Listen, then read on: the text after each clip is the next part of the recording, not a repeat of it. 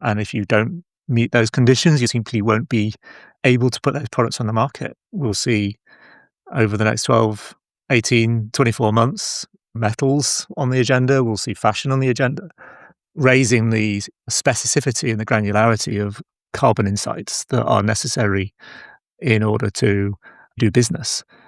And that's the shift this episode gets into. Carbon data moving from reporting obligation to commercial operating condition. Good morning, good afternoon, or good evening, wherever you are in the world. This is Climate Confident, Stories and Strategies That Cut Emissions, episode 276, and I'm your host, Tom Raftery.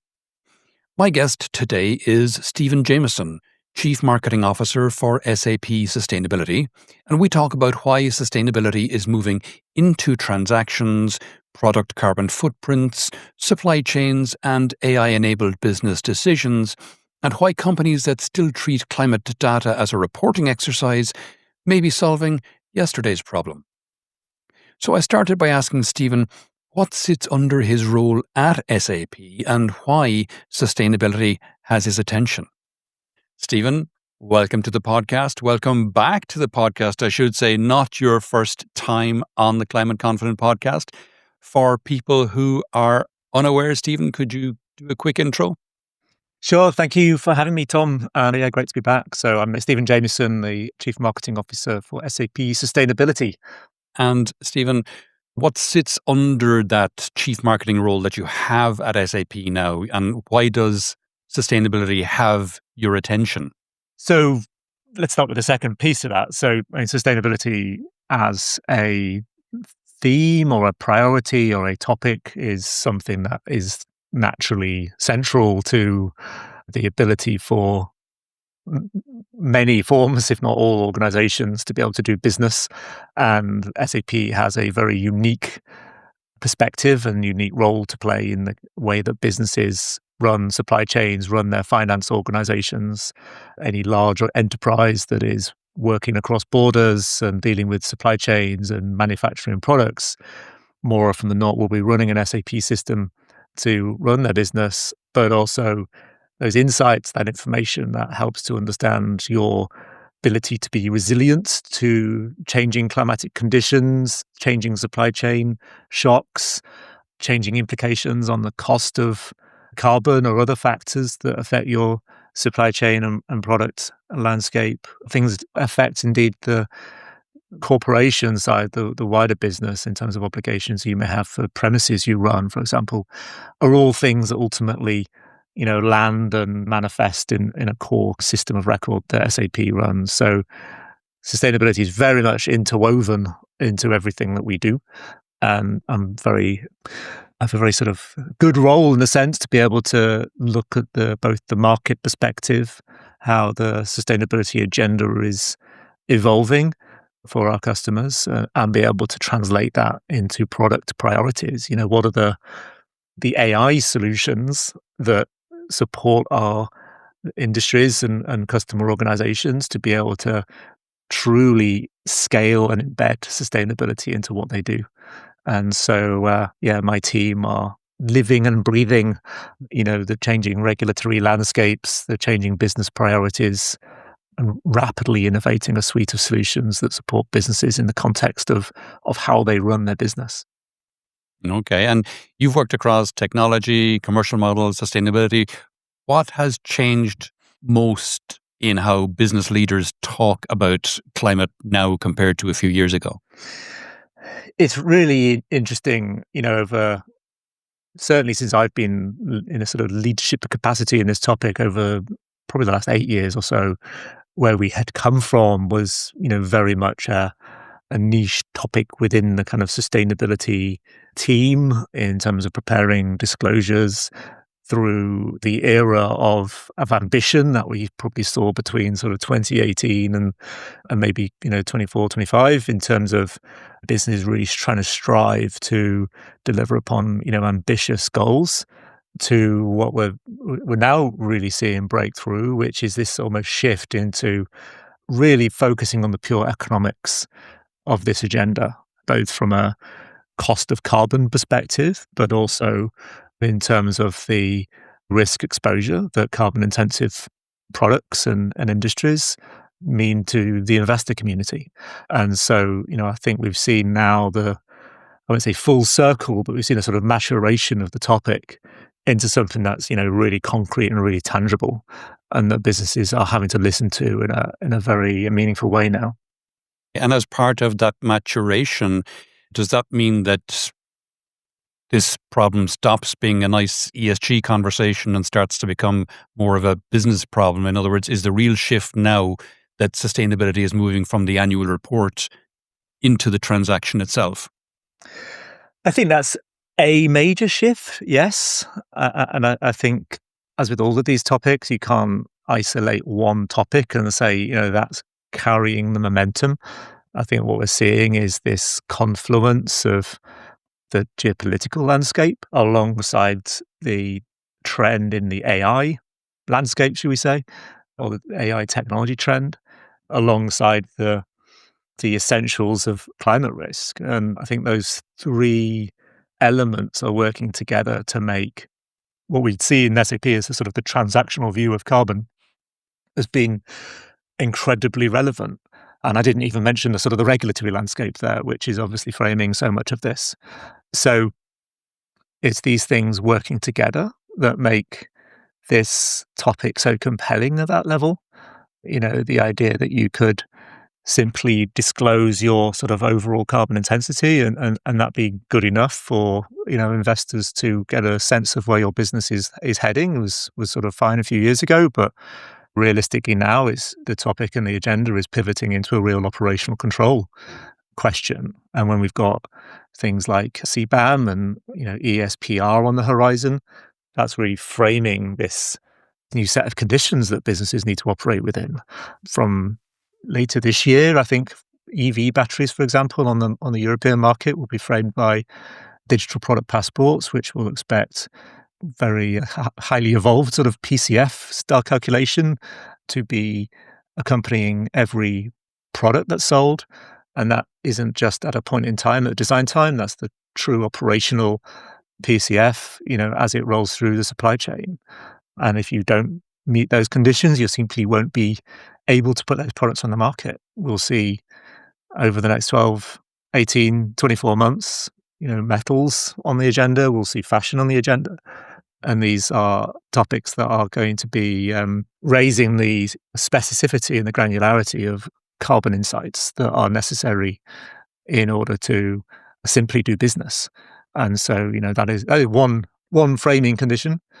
The second piece around the AI landscape is changing the economics of this question in general. It creates opportunity and risk that we can go into, and the geopolitical agenda, the Straits of Hormuz, the organizations that are dependent upon these carbon intensive supply chains have greater risk than those that don't. And that's just a simple fact. Those are the realities. And so the more you can manage your business at the molecular level, at the product level, at the component level, the more resilient you will be. Yeah. And for people listening, PCF is product carbon footprint. Is the pressure on companies now, is it coming more from regulation? Is it coming from customers, capital markets? You mentioned Strait of Hormuz. Is it supply chain risk? Is it all of the above? It really depends who you talk to, doesn't it? I mean, I think different industries and different businesses have got different constraints. I returned from a sustainability conference just last week in Central Europe, and one of the most clear observations that I made in speaking to hundreds of people there is that where regulation was sort of the tip of the tongue maybe 12, 18 months ago, but actually nobody was talking about regulation anymore. It's sort of almost a given that is a set of conditions that need to be dealt with. And everyone is now looking, I'd say, simultaneously at the conditions of business and the cost of business in terms of supply chain disruption and the input costs. And at the same time, most businesses are working in a B2B supply chain. And so the more you can demonstrate that your products are less exposed to carbon intensive cost variations and cost variabilities, then the more attractive your product is going to be at the end of the day. So there's this sort of simultaneous juggling act that's happening in every business in terms of how you on one side manage the input and how you best represent the output. And I think that's the real question that most organizations are trying to land right now, because that's fine from a sort of an objective point of view, but practically how you do that in terms of data connectivity and supply chain collaboration kind of remains such a key challenge in a world where the cost pressures are high, sustainability budgets are challenged, and there's a increasing view on short-term solutions. That's a set of dynamics that all sustainability businesses that I speak to, or all sustainability offices that I speak to, are having to navigate simultaneously. This obviously requires companies who say they are data-driven to actually be data-driven. I mean, they're going to need decision-grade sustainability to be able to report on these things, no? I mean, that's exactly the challenge. And I talked earlier about the AI opportunity and risk. What is interesting about this topic is that take a room of 100 people and talk about the challenges and opportunities of AI in respect to sustainability. First thing people will talk about is how intensive and resource intensive AI in itself is, which is a very reasonable point. Secondly, they'll talk about workforce disruption. Again, incredibly reasonable topic. But I actually think that's hiding a much broader question, which is that, and it comes back to this short-termism point, which is that as businesses embed AI further and further into their core operations, the risk that arises as a result of that is an increasing pace and cadence around focus on the key metrics that businesses do best. Businesses do finances brilliantly. They do costs very well. They do revenue very well. They do utilization very well. And so what happens is the AI optimizes for things that it sees as highest quality inputs. And the risk there is that the things that are not necessarily at the table in that, let's say, data environment become secondary or become optimized against. So there's a genuine risk in this sort of acceleration we have in the AI domain that businesses end up in this echo chamber of short-termism. And what we're working very hard on at the moment in SAP is how to make sure that AI remains on the agenda in every single one of those decisions. So as financial decisions happen, as capital allocation is happening, as supply chain planning is happening, that is being done with carbon and wider sustainability factors. Recycled content in packaging, water intensity are all factors that are taken into account in those decisions, so that as AI scales, sustainability stays very much in that evaluation. And the opportunity, of course, is that if you can get that right, you can actually start to move away from the short-termist echo chamber. And you can do the thing that humans have struggled to do, which is to keep sustainability on the agenda, because AI doesn't care. All AI sees is a suite of factors it needs to optimize for. So if we can keep sustainability in the room, then there's a very strong upside. Yeah. And we need to be mindful of both that opportunity and risk profile as we kind of navigate this agenda. All right. And SAP talks about sustainability agents. What does that mean in plain terms? What work are these agents supposed to take out of the system?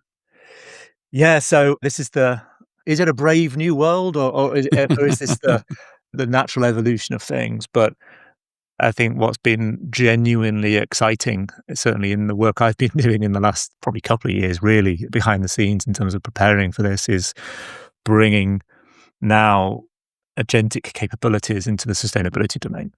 It really allows us to change the economics of sustainability.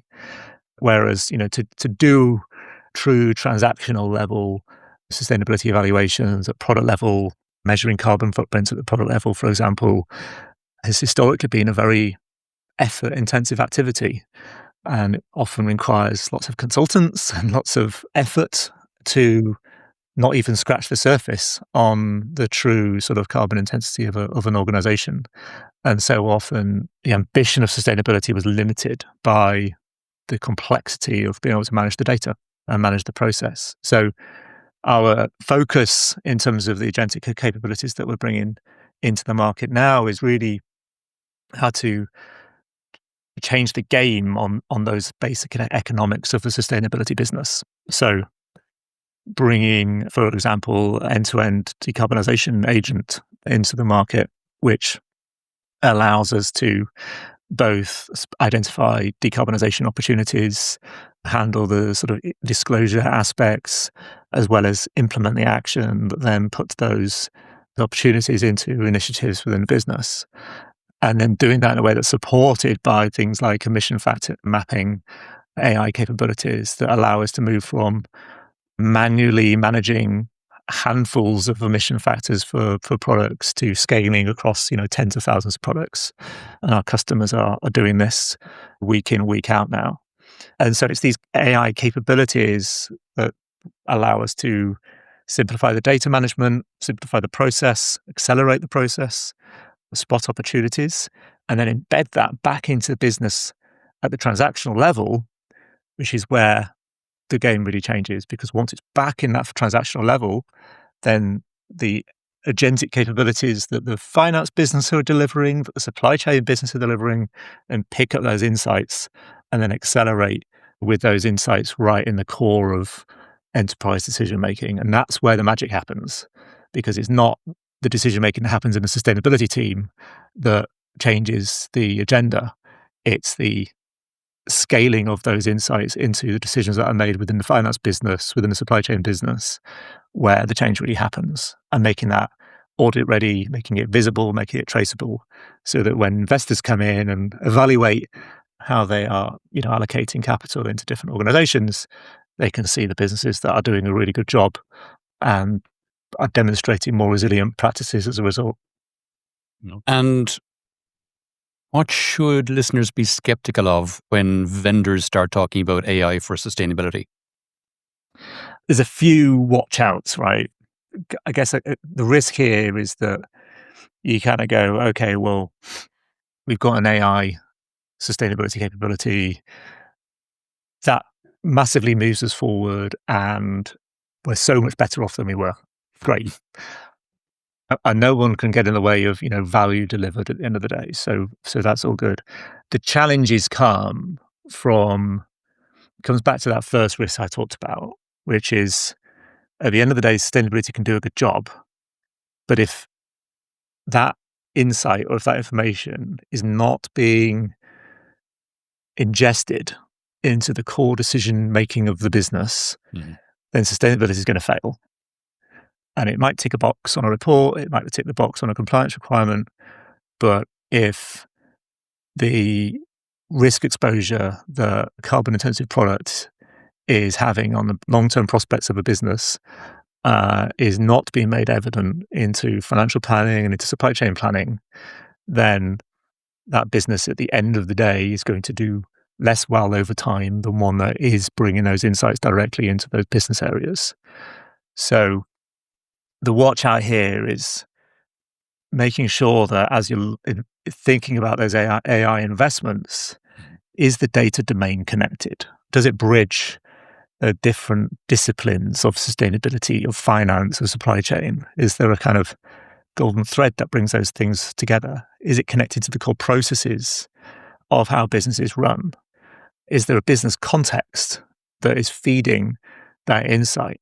So as we're making a decision about whether to launch a product in a new market, do you have the context of the business and of the sustainability factors about that product as you are going into a launch decision of that product in a new market? And do you have the operational control in place and the governance in place and the auditability in place to be able to demonstrate back to regulators and investors and other stakeholder groups that you're making those decisions based on good end-to-end traceable insights? And so, AI can move us so far and so fast. But if data's not connected, if the business context isn't there, if it's not auditable and governable, then again, it can be a nice initiative that Mhm. sort of pops and then falls down again as it loses that kind of integration into how businesses actually run. Right. And the SAP framing is intelligence, optimization, then autonomy. What has to be true before a company should let software take action automatically? And where, flip side, where must a human stay firmly in the loop? And if you have any concrete examples, obviously that'd be ideal. Yeah, so there's a clear reality here that these capabilities present huge innovation, but at the end of the day, they can only assist humans, leaders, people that are organizing the sort of success and goals of an organization.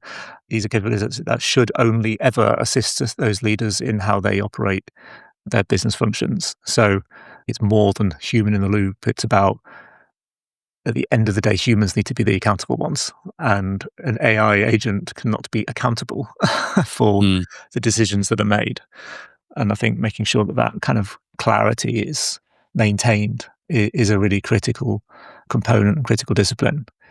There are, for every one key accountability around, should my product be released into the UK market or the French market, once CBAM regulations are in place or DPP regulations are in place, is, ultimately a decision point that needs to have a human oversight.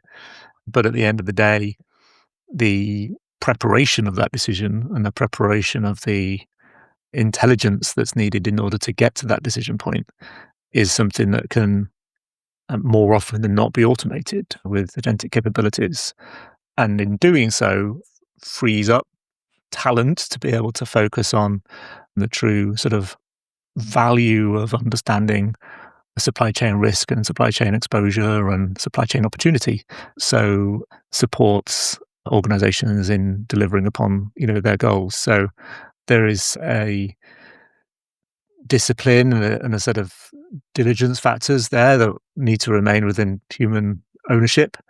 But if we're talking about the sort of data preparation and how to accelerate those process steps, particularly, one of the agents that we're releasing this year is around automating things like the obligations around packaging materials. So we have the PPWR regulations going live in Europe, and there's just such a huge amount of data preparation needed in order to be able to assemble all the different insights around packaging recycled content, around chemicals of concern, other aspects that support the documentary evidence you need to be able to place products on the market going forward.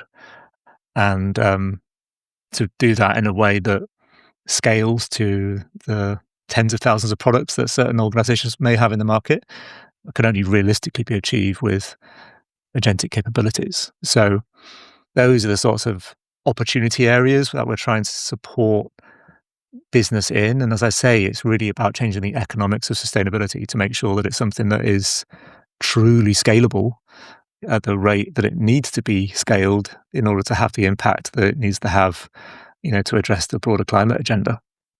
mm. Yeah. And we've come quite a bit into this podcast, Stephen, without so far mentioning the dreaded Scope 3. So, Scope 3 is particularly tough for companies, obviously, and it's still full of averages and assumptions. How do things like digital product passports, as you mentioned earlier, how do things like financed emissions and insured emissions, how do they change the game for the likes of Scope 3? All these measures are ultimately about how do you drive standardization and consistent ways and consistent practices through supply chains so that so many supply chain scenarios depend upon, multi-tier supply chains where maybe getting the first supplier, maybe the second supplier is sort of manageable through direct communications. But for most organizations, that quickly breaks down. In most industries, that quickly breaks down for anything but the simplest of products. So having clear standards that flow through supply chain scenarios is a critical enabler to getting true accuracy across that wider scope. These are not things that are happening overnight either. We innovated the PACT framework and methodology with WBCSD over the last 5 years or so, and I'd say that's gathering a serious level of momentum and the critical mass now across thousands of organizations. But it's taken years to iterate that methodology into a way that is portable across many cases. And ESPR, which is the regulation that governs digital product passports, that first went live in 2024. We're seeing the first delegated act coming live for batteries, I think, in the next couple of months. And then iron and steel and aluminium, I think, early next year. And then so on and so forth. So the time it takes for industries to align on methodologies and practices, it's time-consuming, labor-intensive work at the end of the day that AI doesn't necessarily help much towards in terms of how to agree on these methodologies. We've been going deep on the steel industry in the last recent weeks, and the complexities of how metals are produced and how to calculate a footprint for different metal scenarios is detailed and reflective of the kind of deep industrial nuances that those industries reflect. And to work that through the industry supply chain requires standardization to be accepted through that supply chain. It might be European level regulation, which is a great starting point, but when the supply chain partners are global, it creates a level of complexity that needs broad agreement in order to be able to work through in a way that is workable for business. So it's getting there. The agenda is definitely shifted materially in the last 5 years, as we said at the start of this call. And I think as a result, we're getting greater primary data on that wider scope, but it's a long journey. And where have you seen companies move from reporting to actual operational change? Do you have concrete examples of where emissions data maybe even exposed business risk? No, good question, Tom. And I think take a business like Salzgitter, a major metals manufacturer. We were just talking about metals. They are an organization that obviously has historically a heavy reliance on carbon-based emissions in order to produce its materials, but also has an emerging capability in terms of renewable energy and green-sourced manufacturing. So in their scenario, they've been able to utilize product-level carbon footprinting to be able to demonstrate to their downstream supply chain, their customers, the benefits of that transition of their energy supply.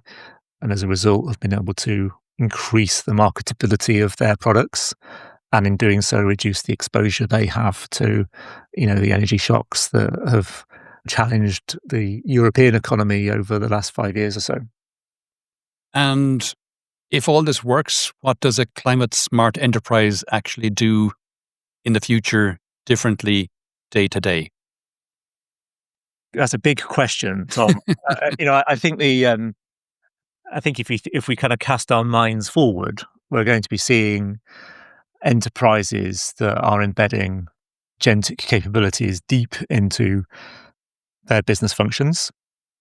In that world, sustainability becomes, I see it as really a kind of control layer that is helping to guardrail agentic capabilities in the wider business domain.